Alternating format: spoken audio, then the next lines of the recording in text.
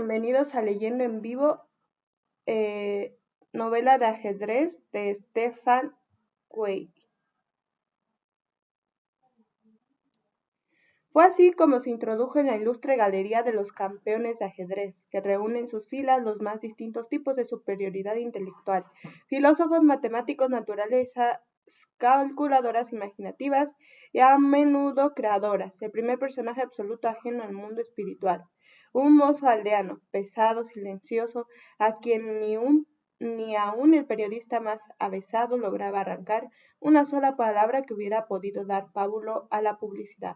Es verdad que los dichos agudos que la cortedad de espíritu de Centovic escatimó pronto quedaron sustituidos con creces por anécdotas relativas a su persona, porque en el instante en que Mirko se levantaba de la mesa de ajedrez, donde era un maestro sin igual, se transformaba irremisiblemente en una figura grotesca, poco menos que cómica.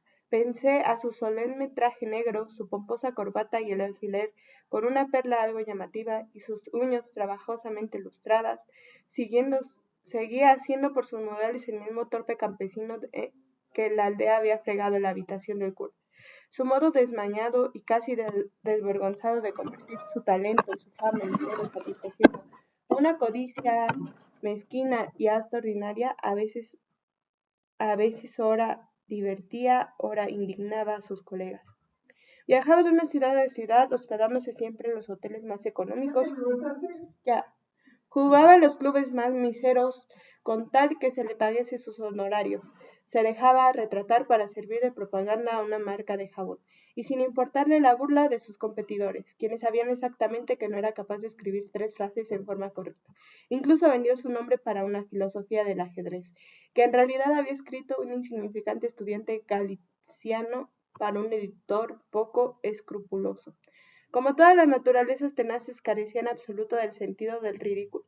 Desde que había logrado el triunfo en el torneo mundial, se consideraba el personaje más importante de la Tierra. Y en la noción de haber vencido con sus propias armas a todos aquellos que hablaban y escribían tan brillante y espiritualmente, así como sobre todo el hecho palpable de ganar el hecho palpable de ganar más que ellos, transformó su primitiva inseguridad en una arrogancia fría y por lo general torpemente manifiesta. Pero como no había de engreír tan repentina gloria a una cabeza güera, concluyó mi compañero, que acababa precisamente de relatarme algunas muestras palmarias de la infantil potencia de Centovi. El vértigo de la vanidad, como no iba a ser presa en el campesino del Banato, quien con sus 21 años de pronto, moviéndose los trebejos sobre un tablero de madera, ganaba más en una semana que allá lejos todo su pueblo en un año, derribando árboles y realizando las faenas más duras y pesadas. Y luego, no es asombrosamente fácil considerarse un gran hombre cuando uno vive libre de la más remota idea de que alguna vez haya existido un Rembrandt, un Beethoven, un Dante, un Napoleón. En el cerebro tapiado de ese mozo cabe una sola cosa, y es que desde hace meses no ha perdido ninguna partida de ajedrez. Y puesto que no sospecha que aparte del ajedrez y del dinero existen otros valores en el mundo, le sobran razones para sentirse encantado de sí mismo. Estas noticias de mi amigo no podían menos que despertar mi más viva curiosidad. Todas las especies de monomíacos enclaustrados en una sola idea me han interesado desde un principio, pues cuanto más se limita un individuo, tanto más cerca se halla por otra parte del infinito. Dado que seres aparentemente distantes del mundo se construyen cada cual en su materia y a la manera de los térmites, una extraña síntesis del mundo absolutamente sin igual. No disimule, pues, mi propósito de estudiar más de cerca, durante los 12 días de viaje hasta Río, aquel espécimen singular de la unilateralidad. Pero mi amigo me previno. Será usted un poco afortunado en este caso. Que yo sepa, nadie ha logrado hasta ahora entresacarle a Centovic un mínimo de material psicológico. Detrás de toda su abismal limitación de alcance se oculta ese campesino ducho, la gran audacia de no ponerse nunca en evidencia, lo cual consigue mediante la sencilla técnica de evitar toda conversación que no sea con compatriotas de su ambiente, cuya compañía busca en fundines modestos cuando advierte una persona oculta. Se cierra su calle y escucha caracol. He aquí por qué nadie puede vanagloriarse de haberle oído decir una necedad o de haber medido la profundidad que se dice ilimitada de su ignorancia. Mi compañero en efecto estaba en lo cierto. Durante los primeros días del viaje resultó absolutamente imposible acercarse a Sentovic sin recurrir a la indiscreción grosera que al fin y al cabo no es característica mía. Es verdad que a veces se paseaba por la cubierta, pero siempre lo hacía con las manos sobre la espalda, en la actitud orgullosamente ensimismada del Napoleón del famoso retrato. Sus vueltas peripatéticas por la cubierta eran además tan rápidas e imprevistas que para alcanzarle uno habría tenido que correr en pos de él. En cambio, nunca se dejó ver en los salones, el bar, la sala de fumar, según supone por el camarero. A raíz de una conversación íntima, pensaba la mayor parte del día en su camarote, ensayando o reconstruyendo partidas de ajedrez sobre un tablero enorme. Al cabo de 3 días empezó a fastidiarme realmente el hecho de que su técnica defensiva fuese más hábil que mi voluntad de acercarme a él. En mi vida había tenido oportunidad hasta entonces de trabar conocimiento personal con un campeón de ajedrez, y cuanto más me esforzaba en esa ocasión por concebir tal tipo de hombre, tanto más inconcebible se me antoja una actitud mental que durante una vida entera gira exclusivamente en torno a un tablero de 74 casillas negras y blancas. Conocía, huelga decirlo, por experiencia propia, la atracción misteriosa del juego de reyes, el único entre todos los ideados por el hombre que se sustrae soberanamente a toda tiranía del azar y otorga sus laureles de vencedor de un modo exclusivo al espíritu más propio dicho, a una forma determinada de la habilidad intelectual. Pero no se comete una falta de empequeñecimiento humillante con solo tildar de juego al ajedrez. No es también una ciencia, una técnica, un arte, algo que se cierne entre esas categorías como el ataúd de Mahoma entre el cielo y la tierra, una trabazón única entre todos los constantes, antiquísimo y eternamente joven, mecánico en la disposición y sin embargo eficaz solamente por obra de la fantasía, limitado en el espacio simétrico, fijo a la vez y limitado en sus combinaciones, desarrollándose un continuo y no obstante estéril, un pensar que no conduce a nada, una matemática que nada soluciona, un arte sin obras, una arquitectura sin sustancia, y no obstante evidentemente más duradero de su existencia, y ser que todos los libros y obras de arte, el único juego propio de todos los pueblos y tiempos, y del que nadie sabe que Dios le legó a la tierra para matar el hastio, aguzar los sentidos y poner en tensión el alma, donde empieza, donde termina. Cualquier niño puede aprender sus primeras reglas, cualquier capuchero puede enseñárselo, y sin embargo llega a producir dentro de ese cuadrado de invariable estrechez una especie peculiar de maestros que no tienen comparación con los de ninguna otra.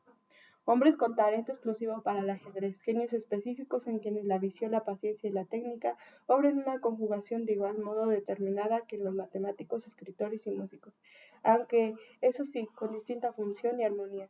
En tiempos pasados de pasión fisionómica, tal vez un Gall hubiera realizado la disección de los cerebros de tales campeones para averiguar si en la masa gris de esos genios del ajedrez se halla más distintamente marcada que en otras cabezas una sinuosidad determinada, una especie de músculo del ajedrez, una protuberancia ajedrecista.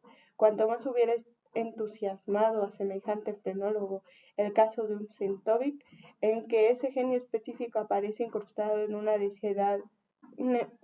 desidia intelectual absoluta, como una sola veta de oro en una tonelada de roca, siempre comprendido en principio que un juego tan impar y tan genial debía producir sus maestros específicos, pero cuán difícil y aún imposible Hoy tienen que subir su lectura 2 horas antes.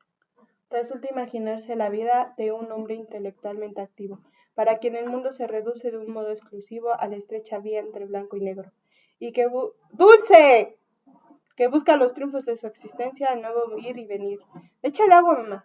Adelantar y retraer tu 32 figuras, la vida de un individuo para quien al abrir el juego con un caballo, no lo dejes ahí porque se queda, con un caballo en vez de hacerlo con un peón ya. Significa una hazaña y un miserable rinconcito de inmortalidad, ya fuera de la página 10, pero no te apuras. En 2 líneas de un tratado de ajedrez, de un hombre, en un ente espiritual que sin volverse demente dedica en el transcurso de 10, de 20, de 30 y aún de 40 años, una y otra vez, toda la elasticidad de su pensar al ridículo afán de perseguir un rey de madera sobre un tablero de madera. Y entonces por primera vez uno de esos genios raros o uno de esos locos enigmáticos se hallaba muy cerca de mí, en el espacio, en el mismo barco, 5 camarotes por medio, y yo desdichado de mí, en quien la curiosidad en materia espiritual siempre termina por tomar la forma de una especie de pasión. No sería capaz de llegar más. Comencé a pensar en los jardines más absurdos. Ora pensaba en despertar su vanidad simulando una pretendida entrevista para un diario importante. Ora quería hacerle caer en las redes de la codicia y proponerle un torneo lucrativo en Escocia. Pero finalmente recordé que la técnica más eficaz de los cazadores para atraer el gallo montés consiste en imitar su grito de celo. Y en efecto, ¿qué otra cosa ofrecía mayores posibilidades de merecer la atención de un campeón de ajedrez que un par de personas entregadas a ese juego? Ahora bien, en ningún momento de mi vida he sido un cabal artista del ajedrez, y ello por la simple razón de que jamás le atribuía importancia, y solo le dedicaba una que otra vez en corto tiempo para distraerme. Cuando me coloco por una hora frente al tablero, de ningún modo lo hago para esforzarme, sino al contrario, para descansar del esfuerzo intelectual. Juego al ajedrez en el sentido más acabado de la palabra, mientras los demás, los auténticos jugadores, serían el ajedrez, para introducir una nueva palabra atrevida en el idioma alemán de Hitler me ha vedado. Pues bien, el ajedrez, lo mismo que el amor, requiere indefectiblemente un compañero, y en aquel instante aún no sabía si, además de nosotros, había aficionados a bordo. Para sacarlos con halagos de sus cuevas armé una trampa primitiva. En el salón de fumar, sentándome con mi esposa, a modo de reclamo frente a un tablero, a pesar de que ella es menos experta, aunque yo en ese juego. Y en efecto, no habíamos realizado todavía 6 jugadas, cuando ya alguien se detuvo al pasar y otro más pidió permiso para vernos jugar. Por último, apareció también el deseado compañero que me propuso una partida. Llamábase McConnor y era un ingeniero de minas escocés que, según me enteré, había ganado una gran fortuna perforando el suelo de California en busca de petróleo. Físicamente era un hombre fornido, con recias mandíbulas, casi cuadradas y duras, dientes fuertes y una tenaz sanguínea, cuyo pronunciado tono rojizo se debía seguramente, cuanto menos, en parte a abundantes libaciones de whisky, por desgracia manifestándose también, durante el juego, que los hombres excepcionalmente anchos correspondían a un ímpetu casi atlético que formaba parte del carácter del tal Mr. McCormick, un individuo de esa clase de triunfadores seguros de sí mismos, que consideran hasta la derrota en el juego más baladí como una afrenta a su propio concepto personal. Acostumbrado a imponerse sin contemplaciones en la vida, mimado por éxitos reales, ese macizo self-made man estaba inconmensurablemente persuadido de su superioridad, a tal punto que cualquier resistencia le excitaba como una sublevación inconveniente, casi como una ofensa. Cuando perdió la primera partida, volviéndose gruñón y comenzó a declarar circunstancias y dictatorialmente que ello solo podía ser consecuencia de un descuido momentáneo, al sufrir el tercer revés culpó al ruido que llegaba desde el salón vecino, y no perdió una sola partida sin exigir inmediatamente el desquite. Al comienzo me advirtió ese encarnizamiento ambicioso, pero luego yo solo lo acepté como un inevitable fenómeno secundario, al que hube de conformarme en aras de mi verdadero propósito, el de atraer a nuestra mesa al campeón mundial. Al tercer día lo logré, o cuando menos lo logré a medias, ya sea que Centovic nos había observado a través del ojo del buey, desde la cubierta del paseo, ya sea que honraba por la mera casualidad el salón de fumar con su presencia. Lo cierto es que en cuanto vio a unos legos entregados a su arte, se acercó instintivamente un paso y guardando la debida distancia echó una mirada escrutadora sobre nuestro tablero. En ese momento le tocaba mejor mover una pieza. Ese solo movimiento pareció suficiente para demostrar a Centovi que nuestros esfuerzos de aficionados no eran dignos de la ulterior atención de un maestro. Con la misma naturalidad con que nosotros apartamos en una librería una mala novela policíaca que se nos ofrezca sin ni siquiera empezar a hojearla, o alejándose él de nuestra mesa y abandonó el salón de fumar. Nos probó y nos encontró demasiado insignificantes. Pese a un tanto disgustado por esa mirada fría, despectiva y para abrir, como quien dice, una válvula de escape de mi mal humor, dije a McCormick: su jugada no parece haber entusiasmado mayormente al maestro. ¿A qué maestro? Le expliqué que el caballero que acaba de pasar a nuestro lado y que había observado nuestro juego con mirada de desaprobación era Centovic, el campeón mundial del ajedrez. Agregué que ambos sobreviviríamos a su ilustro desprecio y nos conformaríamos sin sentirnos heridos en el alma, ya que al fin y al cabo los pobres deben cocinar con agua. Pero ante mi sorpresa,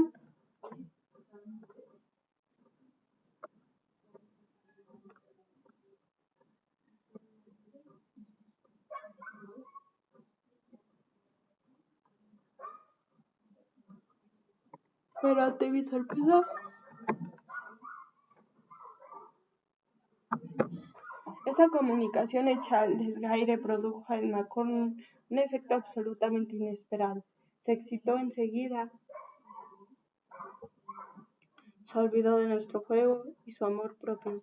Empezó, como quien dice, a latir de una manera audible. No había tenido la menor idea de que Centovic se hallase a bordo, y en cuanto lo supo afirmó que el campeón debía jugar con él, costase lo que costase. En su vida había jugado contra un campeón mundial, exceptuando un caso en que junto con otras 44 clases intervino en una sesión de partidas simultáneas. Ya eso había sido, según él, terriblemente excitante, y poco falta en aquella oportunidad para que me ganara. Me preguntó si conocía personalmente al campeón, y como le contestara negativamente me rogó que la abordase e invitase a nuestra mesa. Me negué aduciendo que, según tenía entendido, Centovic no era accesible a nuevas relaciones. Además, ¿qué atractivo podía tener para un campeón mundial al enfrentarse con jugadores de tercer orden como lo éramos nosotros? Mejor hubiera empleado esa expresión de jugadores de tercer orden. Al dirigirme a un hombre tan soberbio como McCormick, me recostó disgustado y declaró con brusquedad que por su parte no podía creer que Centovic rechazaría la cortés invitación de un caballero. Ella se cuidaría de eso. Respondiendo a su pedido, le esbocé una descripción de la persona del campeón mundial. Y al momento se lanzó, abandonado indiferente nuestro tablero y con incontenible impaciencia en pos de Centovic, buscándolo por la cubierta del paseo. Noté de nuevo que era imposible detener al dueño de aquellos hombros tan anchos. En cuanto y tan pronto había orientado su voluntad hacia un objetivo determinado. Esperé bastante integrado al cabo de unos 10 minutos. McCormick volvió en no muy buena talante, al parecer, y pregunté. «Tenía usted razón», contestó. «Un sí es un no indignado. No es lo que se llama un hombre agradable en el presente». Le expliqué quién soy. Ni siquiera me tendió la mano. Traté de explicarle cuán orgullosos y honrados nos sentiríamos todos sus compañeros de viaje si jugaran unas partidas simultáneas con nosotros. Pero no se inmutó. Solo dijo que lo sentía, pero que estaba comprometido por un contrato con su agente y que ese contrato la verdad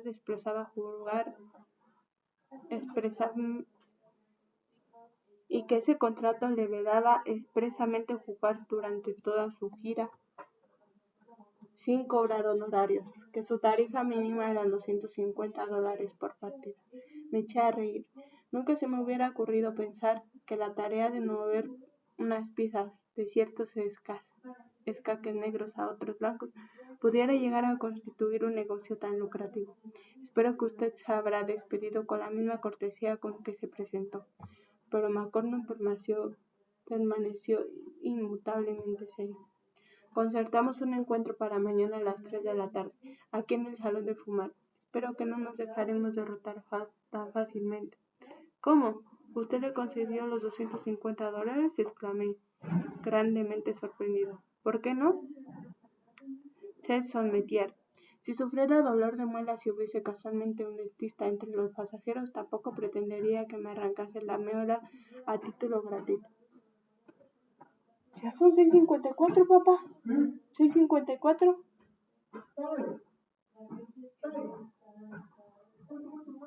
No sé, se salió. Si sufriera dolor de muelas y hubiese casualmente un dentista entre los pasajeros, tampoco pretendería que me arrancase la muela a título gratuito. Al hombre le asiste toda la razón del mundo cuando fija sus precios. En todos los oficios, los más entendidos son a la vez los mejores comerciantes. En cuanto a mí se me refiere, cuanto más caro el negocio tratado, tanto mejor. Prefiero pagar lo que sea antes de admitir que un señor Centovic me conceda una merced y yo termine por tener que darle las gracias. Mirándole bien, ¿cuántas veces he perdido más de $250 en una tarde en nuestro club? Y eso sin jugar contra un campeón mundial. Para jugadores de tercer orden no es vergonzoso quedar vencidos por un Centovic. ¡Con cuidado, papá! Observé con cierto placer cuán profundamente mi inocente calificación de jugadores de tercer orden había herido el amor propio de McCormick, pero puesto que estaba en su ánimo al pagar tan caro su gusto, nadie podía objetar contra su orgullo descarriado, que en última instancia había de facilitarme el conocimiento del objeto de mi curiosidad. Informó muy rápidamente sobre el inocente suceso a los 4 o 5 caballeros que hasta entonces habían hecho profesión de fe de su afición al ajedrez, y a fin de evitar en lo posible que nos molestasen los demás pasajeros con su ir y venir, mandamos reservar de antemano no solo nuestra muestra, sino también las mesas vecinas. Al día siguiente nuestro grupito se reunió puntualmente a la hora convenida. El asiento de medio frente al del maestro quedaba desde luego destinado a McCormick, quien para aliviar su nerviosidad encendía pesados cigarros uno tras otro y miraba cada rato inquieto el reloj. Pero el campeón mundial, según John, barruntaba después de las referencias que me había dado mi amigo. Nos hizo esperar 10 minutos largos, lo que por supuesto dio mayor aplomo a su aparición. Se acercó tranquilo y grave a la mesa sin presentarse. ¿Vosotros saber quién soy? A mí no me interesa saber quién soy. Parecía significar esa grosería. Inició con sequedad de profesional las disposiciones del caso. En vista en que, por falta de suficientes tableros, era imposible llevar a cabo una sesión simultánea, propuso que todos juguemos contra él. Después de cada movimiento se retiraría a otra mesa en el extremo del salón para no molestar nuestras deliberaciones. Una vez realizadas nuestras jugadas de réplica, golpearíamos con una cuchara contra una copa, ya que lamentablemente no había una campanilla de mesa a mano.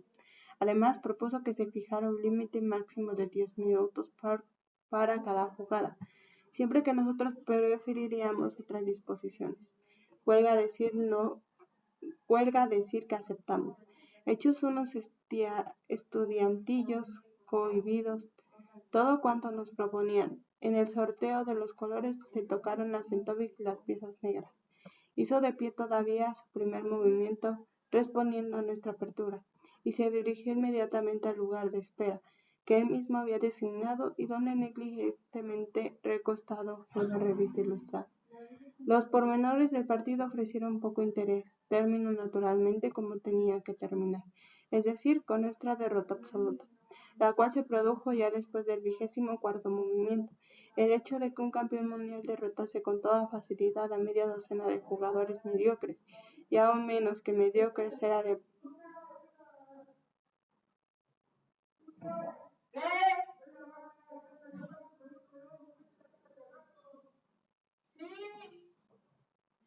de por sí poco sorprendente.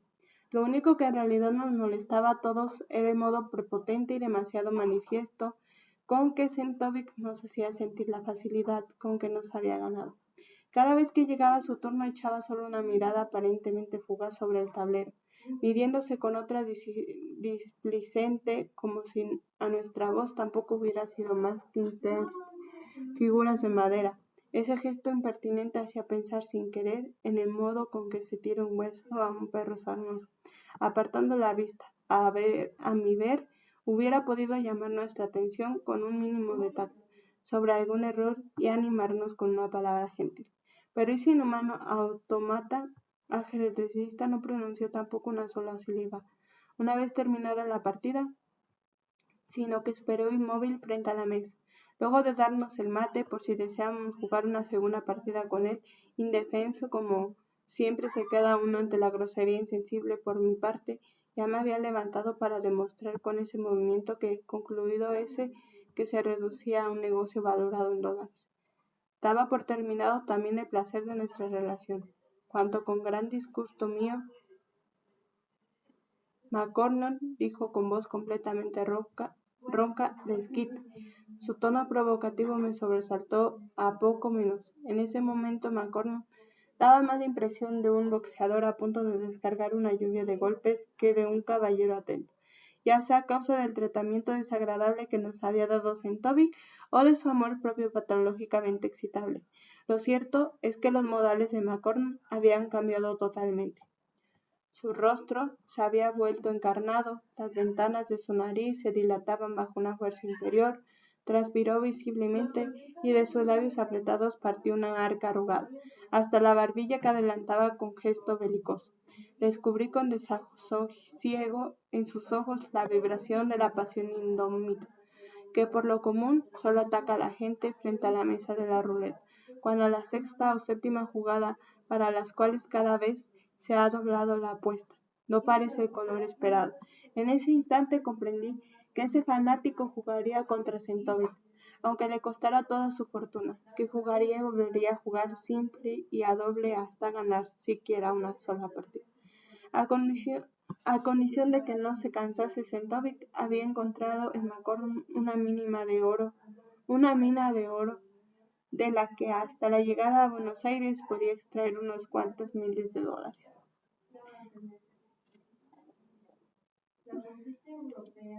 Centovic no se inmutó. Aceptó, contestó cortésmente. Los señores jugarán ahora con las piezas negras. Las alternativas del segundo encuentro no fueron mayormente distintas, salvo que unos cuantos curiosos no solo ampliaron nuestro círculo, sino que además le presentaban mayor animación.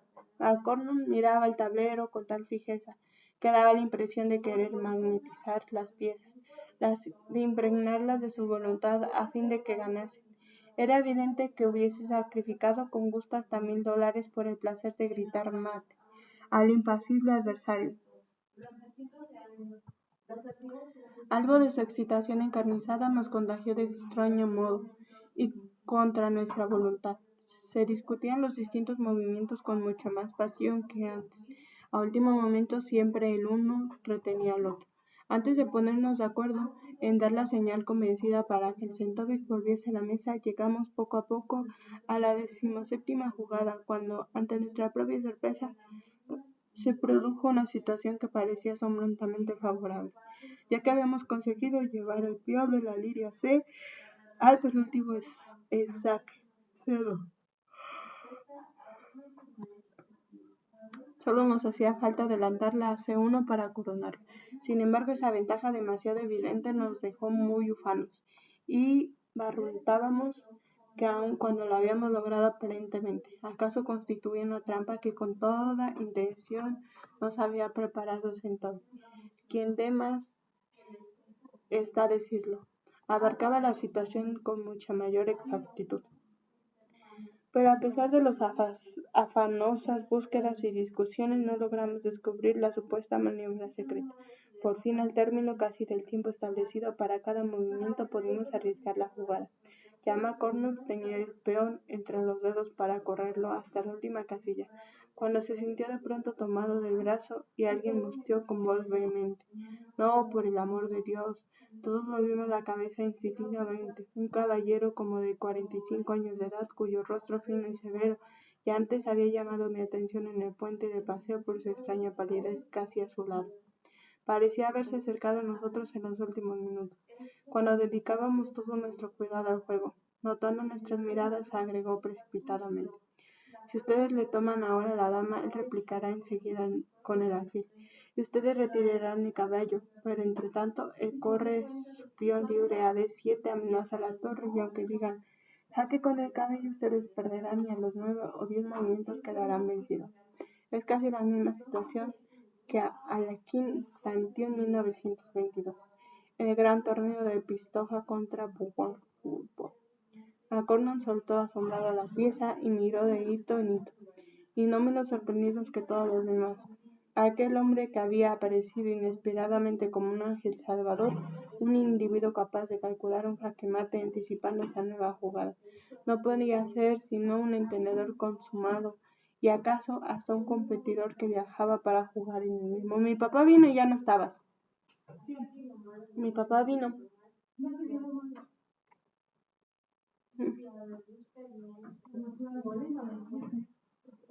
Que viajaba para jugar en el mismo campeonato y cuya llegada a intervención precisamente en tan crítico instante tenía algo de sobrenatural. El primero en recobrarse fue McConnell, quien zurró agitado. ¿Qué aconsejaría usted? No avanzar enseguida, sino eludir primero, sobre todo apartar al rey de la amenaza línea G8 llevándole a H7. Lo más probable es que entonces desviará el ataque hacia el flanco opuesto, pero en tal caso usted replicará con la torre moviendo la C8 a C4. Eso le costará en 2 movimientos, un peón libre contra otro peón libre, y si usted juega bien en la defensa lograría todavía un empate. Es todo lo que puede conseguirse. Nos quedamos de nuevo absortos. Tanto la precisión como la rapidez de su cálculo tenía algo de desconcertante. Daba la impresión de leer los movimientos en un libro impreso. Con toda la inesperada posibilidad de lograr, gracias a su intervención, el empate de nuestra partida contra un campeón mundial, tuvo el efecto de encantamiento. Todos nos apartamos al mismo tiempo para ofrecerle una visión más despejada del tablero. Una vez más, McConnell preguntó: de manera que el rey G8 a H7, así es, eludir en primer término. McConnell obedeció y dimos la señal golpeando contra una copa. Centovic se acercó con su habitual paso indiferente a nuestra mesa y apreció con una sola mirada la jugada contraria. Luego movió el peón sobre el ala del rey de H2 a H4, exactamente tal como nuestro salvador desconocido lo habría predicho. Entonces se murmuró, exaltado: avancé con la torre adelante, la torre C8 a C4.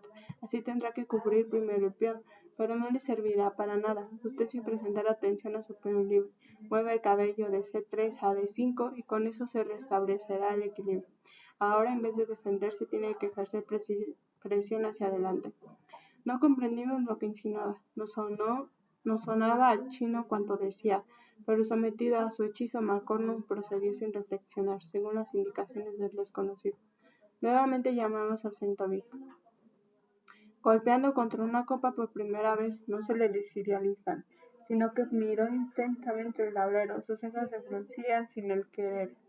Luego ejecutó cabalmente el movimiento que el desconocido había procrastinado y se dio vuelta con ademán de retirarse, pero antes de marcharse ocurrió algo nuevo e inesperado. Centovic levantó la mirada y repasó nuestro grupo.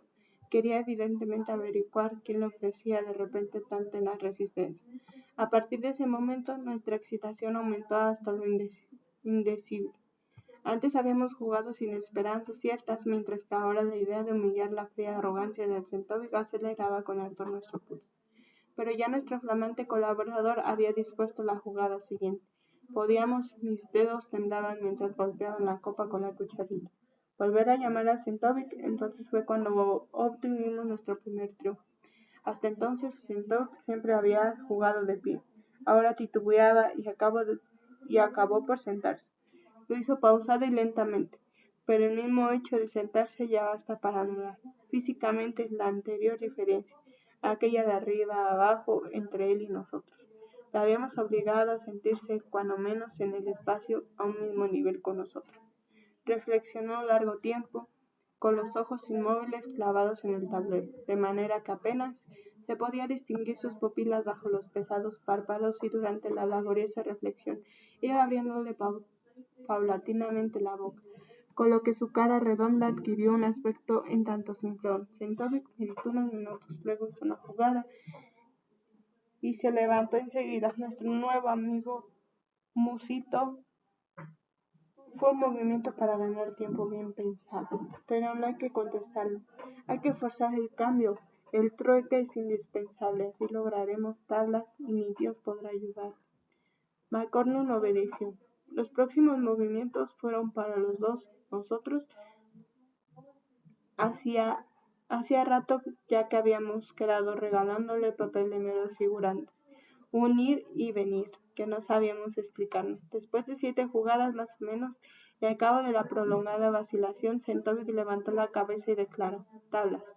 Durante un instante reinó un silencio absoluto. Se oían de pronto el rumor de las olas y la música de jazz en el receptor del radio del salón. Se percibía cada paso desde la cubierta del paseo y el tenue susurro del viento, que se colaba por las rendijas de las ventanas. Todos reteníamos la respiración. Aquello se había producido demasiado repentinamente y todos estábamos pocos menos que aturdidos por la realidad del hecho increíble de que el desconocido impusiese su voluntad al campeón mundial en una partida a medias, perdida ya. McCormick se reclinó con un movimiento brusco y la respiración retenida se exhaló con un audible de felicidad de sus labios. Yo, a mi vez, observé a Sentovic. Ya durante los últimos movimientos creí notar en su rostro una mayor palidez, pero supo dominarse perfectamente. Se mantuvo en su rigidez de aparente indiferencia. Solo preguntó displicente, mientras quitaba con movimiento tranquilo las piezas del tablero: ¿Los señores desean una tercera partida todavía? Formuló la pregunta de un modo netamente convencional, puramente comercial. Lo sorprendente fue que esa oportunidad no se dirigiese a McCormick, sino que clavase la mirada penetrante y fija en nuestro Salvador. Tal como el caballo distingue al mejor jinete por el modo de sentarse más aplomado, Sentovic debía haber reconocido en las últimas jugadas a su auténtico contrincante. Todos seguimos instintamente su mirada y nos fijamos atentos en el semblante del desconocido. Pero antes de que éste hubiera podido reflexionar, y menos aún contestar, McCormick gritaba ya triunfalmente en su ambiciosa excitación: naturalmente, pero esta vez usted debe jugarlo solo contra él. Usted solo contra Sentovic. En ese momento sucedió algo imprevisible. El desconocido, que había quedado mirando fija y extrañamente el tablero de ajedrez limpio ya de piezas, se sobresaltó al notar todas las miradas fijas en él, y que se hablaba con tanto entusiasmo. Su rostro denotó súbita confusión. De ninguna manera, caballero, tartamudeó, visiblemente cohibido. Es absolutamente imposible. No hay ni qué hablar de eso. Hace 20, más 25 años, que no he vuelto a sentarme frente a un tablero de ajedrez. Y solo ahora me doy cuenta de mi comportamiento incorrecto al intervenir en el juego sin el permiso de ustedes. Perdonen que no molestaré más. Antes de que nos recobráramos de nuestra sorpresa, ya se había retirado y abandonado el salón. Pero esto no puede ser, vociferó el temperamental McCormick, dando un puñetazo. No es posible que ese señor no haya jugado al ajedrez en 25 años. Si sabe cualquiera anticipándome 5 o 6 movimientos y sus correspondientes réplicas. Nadie puede hacer eso sin tener mucha práctica. Es absolutamente imposible, ¿verdad? Con esa última pregunta, McCormick se había dirigido sin darse cuenta a Sentovic, pero el campeón mundial mantuvo su inalterable frialdad. No puedo juzgar al respecto. De todos modos, ese caballero juega de una manera un tanto sorprendente e interesante. Por eso le di préditamente una oportunidad. Levantándose al mismo tiempo con tanta displencia, agregó muy serio: si el señor o los señores desean otra partida para mañana, estaré a sus órdenes desde las 3 de la tarde. No pudimos menos que sonreír levemente. Todos sabíamos que el Sentovic había estado lejos de querer brindar generosamente una oportunidad a nuestro Salvador desconocido, y en aquella observación no era más que una ingenua excusa para disimular su fracaso. Pero ella acrecentó nuestro deseo de ver humillada una arrogancia tan un ambicioso y desorbitado afán de lucha invadió de pronto a los pacíficos y despreocupados pasajeros, porque nos fascinaba del modo más provocativo la idea de que precisamente en el buque en que viajábamos y en medio del océano pudiera arrebatarle la palma al campeón mundial de ajedrez. Un acontecimiento que todas las agencias telegráficas irradiarían inmediatamente sobre el globo entero. A ello se agregaba todavía el encanto de lo misterioso que emanaba de la inesperada intervención de nuestro Salvador, precisamente en el momento crítico y en el contraste de su humildad, casi temerosa con el inconmovible amor propio de profundidad. ¿Quién era aquel desconocido? Reveló el azar, aquí un genio del ajedrez que no se había descubierto todavía, o nos ocultó su nombre un maestro famoso por alguna razón impenetrable. Discutíamos todas esas posibilidades con el mayor calor. Ni aun la hipótesis más atrevida nos parecía bastante osada para armonizar la timidez misteriosa y la sorprendente confusión del desconocido con su arte y habilidad inejables. En un punto, sin embargo, todos estábamos de acuerdo, no renunciar bajo ningún concepto del espectáculo de un nuevo encuentro. Decidimos agotar los medios para inducir a nuestro Salvador a que día siguiente jugasen un partido contra Centovic y Macron. Se comprometió a correr en el riesgo económico correspondiente. Como entre tanto supimos por un camarero que el desconocido era austriaco, se me encargó a mí para que, como compatriota, le sometiese nuestro pedido. No tardé mucho en encontrar en la cubierta del paseo al tan rápidamente se había retirado. Estaba teniendo en un sillón de tijera leyendo.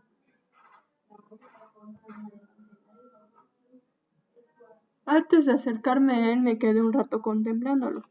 La cabeza, los rasgos marcados, descansaban con gesto de leve cansancio sobre una almohada. Nuevamente me sorprendió en particular la extrema palidez de aquella cara relativamente joven, en cuyas sienes resaltaban unos cabellos de deslumbrante blancura. Tuve, no sé por qué, la sensación de que aquel hombre debía haber envejecido de golpe. Apenas me aproximé a él, se levantó y se presentó, dándome a conocer su apellido, que era el de una antigua familia austriaca, honrosamente conceptuada. Recordé que un caballero de ese apellido había pertenecido al círculo íntimo de los amigos de Schubert, y que un médico de la cabecera del anciano emperador era miembro de la misma familia.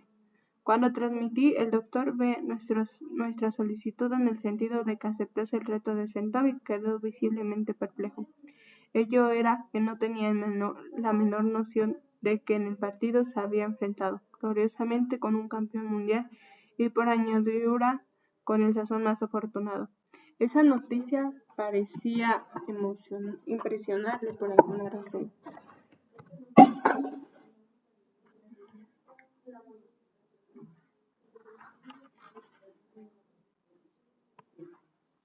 Por alguna razón determinada, pues una y otra vez preguntaba si estaba seguro de que se trataba de un campeón mundial reconocido. Me di cuenta prontamente de que su circunstancia facilitaba mi misión, pero atento a su delicadeza creí oportuno callar el momento en el riesgo material de una eventual derrota correría por cuenta de Macron. Después de un titubeo prolongado, el doctor B. se declaró dispuesto por fin a llevar a cabo esa partida, para no sin haber pedido expresamente que advirtiese nuevamente a los demás señores que no depositaran esperanzas demasiado vivas en su capacidad, porque agregó con una sonrisa pensativa: ignoro realmente si sé jugar, como es debido, una partida de ajedrez según todas las reglas. Créame usted, no era falsa modestia cuando dije que no he vuelto a tocar una pieza de ajedrez desde mis tiempos de estudiante secundario, es decir, desde hace más de 20 años, y aún aquellos tiempos solo pasaba por jugar discreto. Dije eso en un tono tan natural que no puede dar pábulo a la menor duda respecto a su sinceridad. Sin embargo, No pude menos de expresar mi admiración por la exactitud con que recordaba cada combinación de los más distintos maestros. Debía haberse dedicado mucho al ajedrez, por lo menos en teoría. El doctor B volvió a sonreír de aquella manera extrañamente soñadora. Que si me había dedicado mucho al ajedrez, Dios sabe que lo he hecho, pero eso ocurrió en circunstancias muy particulares, más aún absolutamente sin igual. Es una historia asaz complicada, que podría pasar muy bien por una pequeña contribución a la caracterización de nuestra deliciosa y decisiva época. Si usted tiene medida hora de paciencia. Señaló una silla de tijera al lado de la suya. Acepté gustosa su invitación. Estábamos sin vecinos. El doctor B se quitó los lentes que usaba para leer. Los dejó a un lado y empezó.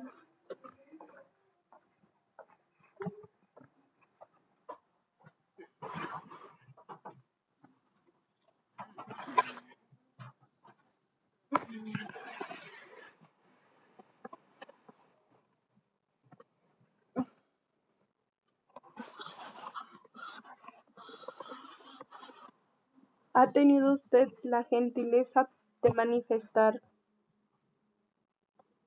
que como vienes recordaba mi apellido, pero sospechoso que nunca habría oído hablar del bufete de abogados que al principio dirigía junto con mi padre? Luego suelo, pues no solíamos defender causas a las cuales se diera publicidad en los diarios, y evitábamos por principio aumentar el número de nuestros clientes. En realidad, el nuestro no era un tampoco un verdadero estudio de abogados, sino que nos limitábamos a la asesoría jurídica y sobre todo a la administración de bienes de los grandes conventos con los cuales mi padre estaba relacionado, como exdiputado del partido clerical. Además, hoy que la monarquía pertenece al dominio de la historia, ya puede hablarse de eso. Se nos había confiado la administración de los fondos de algunos miembros de la falla imperial. Esa relación con la corte y el clero, un tío mío era médico de cabecera del emperador y otro abad de Saint-Setten, se remontaba ya 2 generaciones atrás. Solo teníamos que conversarla. Nuestra actividad era tranquila, casi diaria, silenciosa y continuaba en virtud con esa confianza heredada. En realidad, no quería mucho más que la discreción y confianza más absolutas, 2 condiciones que mi difunto padre poseía en gran suma.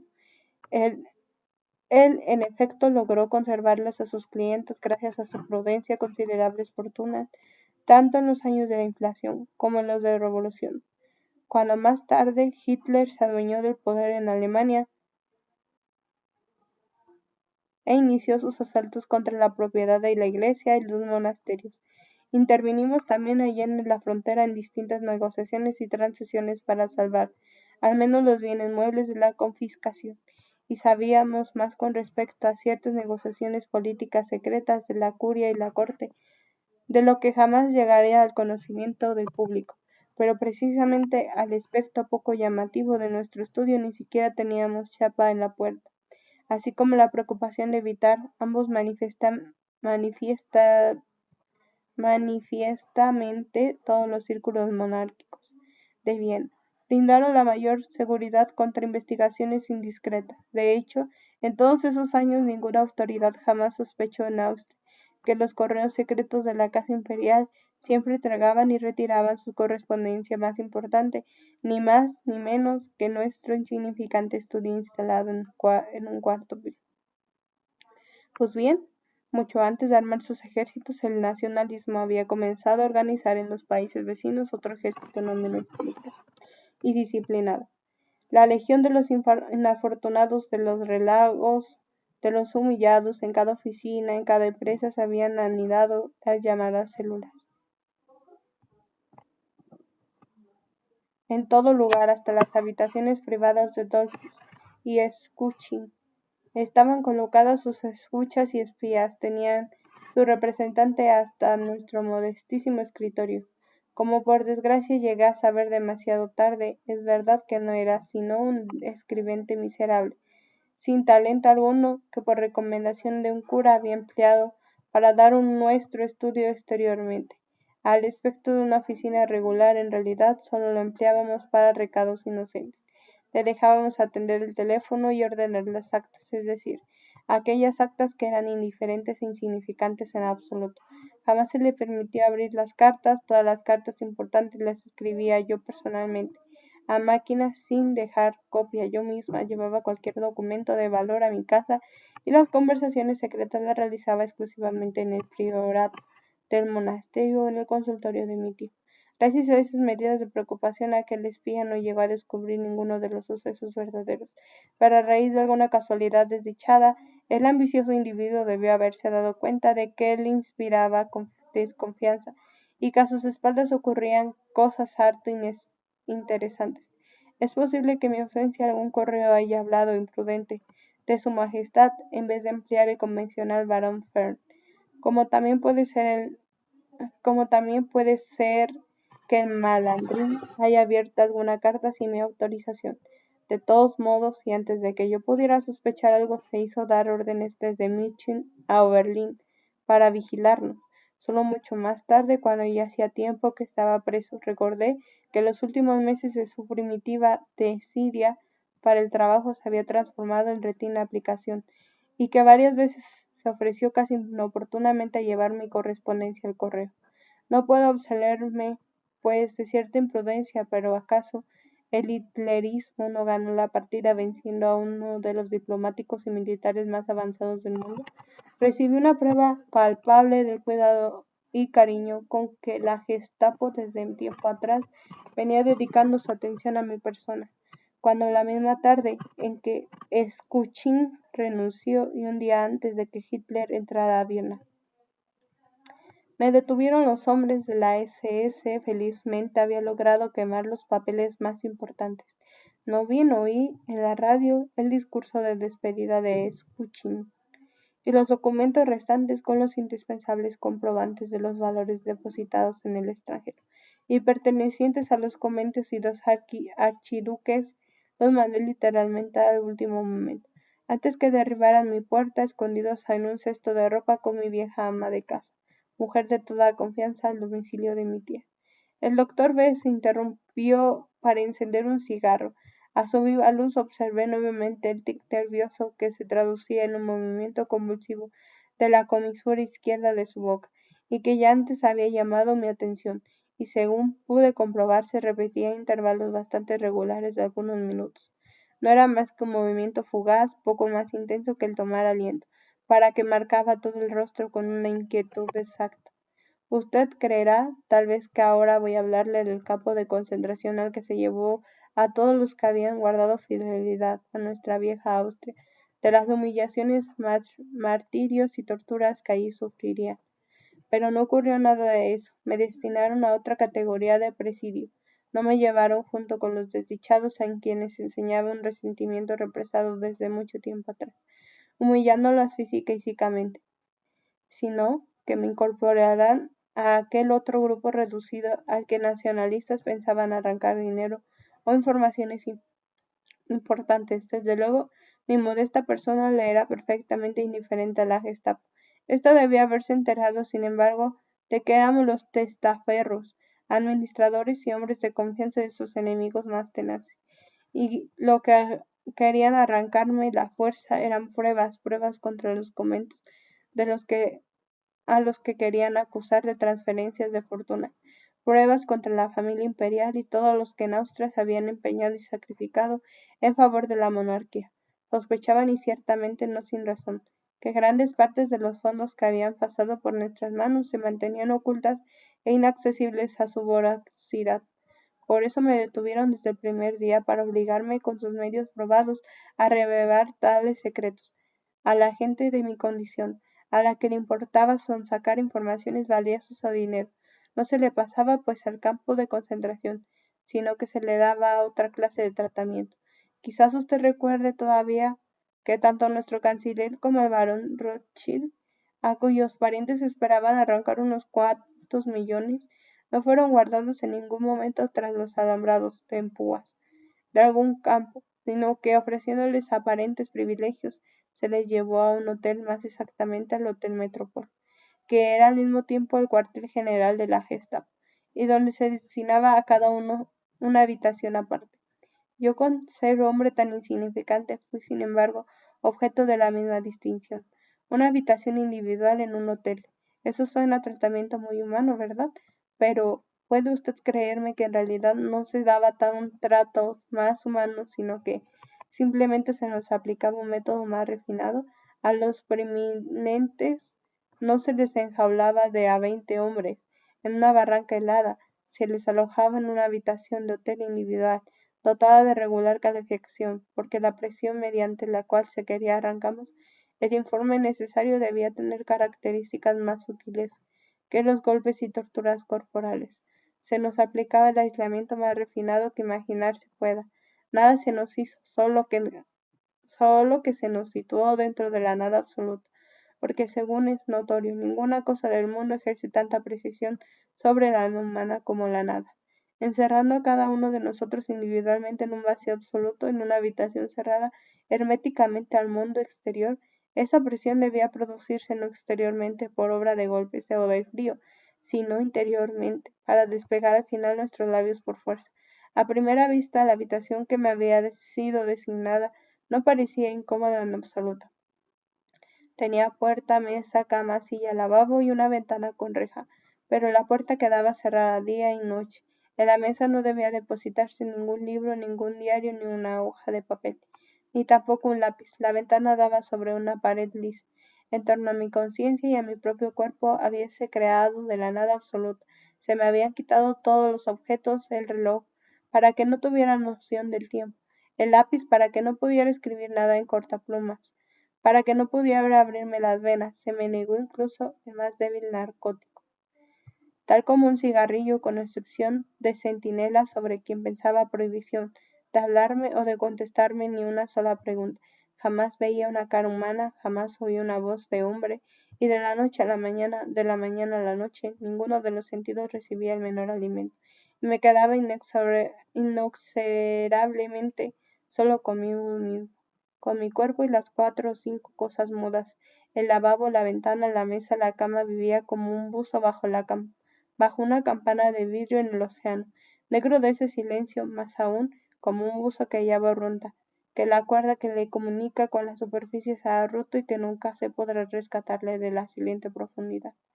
No había nada que hacer, que oír ni ver. Por todos lados me rodeaba interrumpidamente la nada, el vacío absoluto, carente de espacio y de tiempo. Me paseaba arriba y abajo, conmigo iban los pensamientos arriba y abajo, pero aún las ideas, por más insustanciales que parezcan, necesitan un punto de apoyo, de lo contrario empiezan a gritar incesatas en derredor de sí mismas. Ellas tampoco soportan de la nada, de la mañana a la noche esperaba alguna cosa, pero nada acontecía, volvía a esperar y esperar de nuevo. Nada, sin embargo, sucedía, esperaba. Pensaba hasta que me dolió los sienes, me quedaba solo.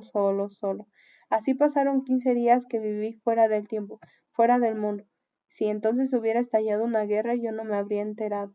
Mi mundo se componía únicamente de una mesa, una puerta, una cama, un lavabo, una pared y una ventana. Siempre clavaba la mirada en el mismo papel, pintando de la misma pared. Cada línea de su dibujo del zigzag se grabó como virul, acerado en el pliegue más íntimo de mi cerebro, a fuerza de tanto mirarlo fijamente. Por fin comenzaron los interrogatorios. Si solía llamarnos repentinamente, si que supiéramos bien si era de día o de noche. Nos llamaban, nos conducían a través de varios pasillos y no sabíamos a dónde. Luego debíamos esperar en algún sitio que tampoco sabíamos qué era, y de pronto nos encontrábamos frente a una mesa en torno a la cual se hallaban sentados unos cuantos individuos uniformados. Sobre esa mesa se apilaba un montón de papeles, expedientes cuyo contenido no se conocía. Comenzaban las preguntas, las falsas y las verdaderas, las claras y las intencionadas, las imprevistas y las taimadas. Y mientras se contestaban, malévolos dedos extraños hojeaban aquellos papeles, de los que no se sabía a qué se referían, y notaban algo en un protocolo y no se sabía qué escribía. Pero lo más terrible de esos interrogatorios era para mí el que no se podía adivinar ni calcular lo que los agentes de la Gestapo sabían efectivamente en cuanto a lo que había ocurrido en mi estudio y lo que querían arrancarme de modo obligado a confesión. Ya le dije a usted que los documentos verdaderamente comprometedores los había remitido a último momento a mi tío, por intermedio de mi de mi ama de llaves, pero los había recibido o no habían llegado a sus manos. ¿Y qué y cuánto había revelado aquel escribiente? ¿Qué cartas habían interceptado? ¿Cuántas informaciones habían arrancado acaso? En el interín, en los monasterios alemanes que representábamos algún sacerdote poco hábil.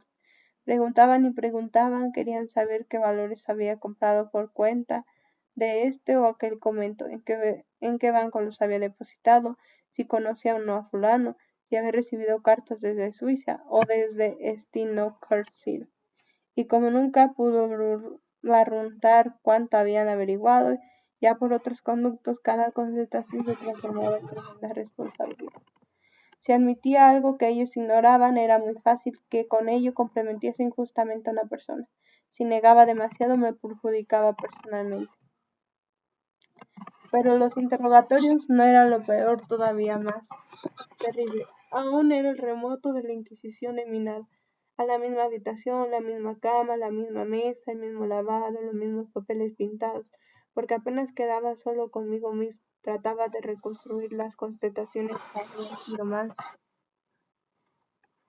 prudentes y lo que debería decir en la próxima vez, para anular la sospecha que acaso había despertado con una observación imprudente. Reflexionaba, pensaba, estudiaba, revisaba una por una las palabras de la declaración que acababa de presentar ante el juez de instrucción. Recapitulaba cada pregunta que se me había formulado y cada una de mis réplicas trataba de considerar qué parte habían protocolizado y sabía, sin embargo, que jamás lograría calcularlo ni averiguarlo. Pero esos pensamientos, una vez puestos en marcha en el espacio vacío, no se cansaban de dar vueltas en la imaginación, vueltas y más vueltas, siempre en distintas combinaciones interrumpidamente. Hasta en los sueños, después de cada interrogatorio por la Gestapo, mis propios pensamientos se hacían cargo no menos inexorablemente de la tortura de preguntar, averiguar y acaso martirizaban más cruelmente, aunque por aquellos interrogativos siquiera terminaban al cabo de una hora. Mientras que esto no cesaba nunca debido a la tortura perversa de la soledad y siempre en mi derredor, la ventana, ninguna distracción, ningún libro, ningún diario, ninguna cosa extraña, ningún lápiz para apuntar algo, ningún fósforo para jugar con él, nada, nada, nada.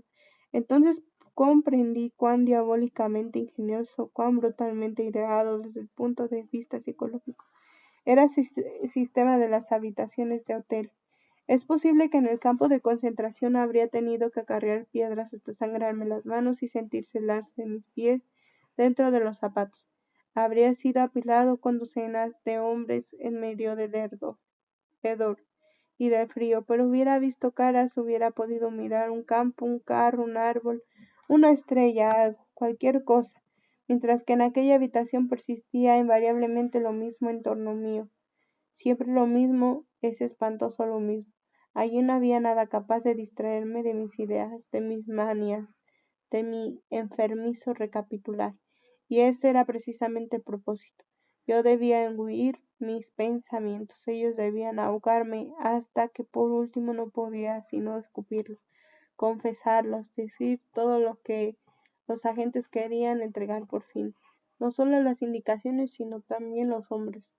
Noté que poco a poco mis nervios comenzaban a resistirse bajo esa presión espantosa y consciente del peligro. Procuré mantenerlos tensos al extremo, buscando e inventando alguna distracción para ocuparme de alguna manera. Empecé a recitar o a reconstruir todo lo que alguna vez he aprendido de memoria. El himno nacional, las rimas de los juegos infantiles, el Homero del colegio superior, los párrafos del Código Civil. Luego me esforzaba para calcular, sumar y dividir cualesquiera cantidades, pero mi memoria carecía en el vacío de fuerza de retención. Me resultaba imposible concentrarme en cosa alguna, siempre surgía intervención, se entrometía la misma idea, qué saben, qué ignoran, qué dijiste ayer, qué debería decir la próxima vez.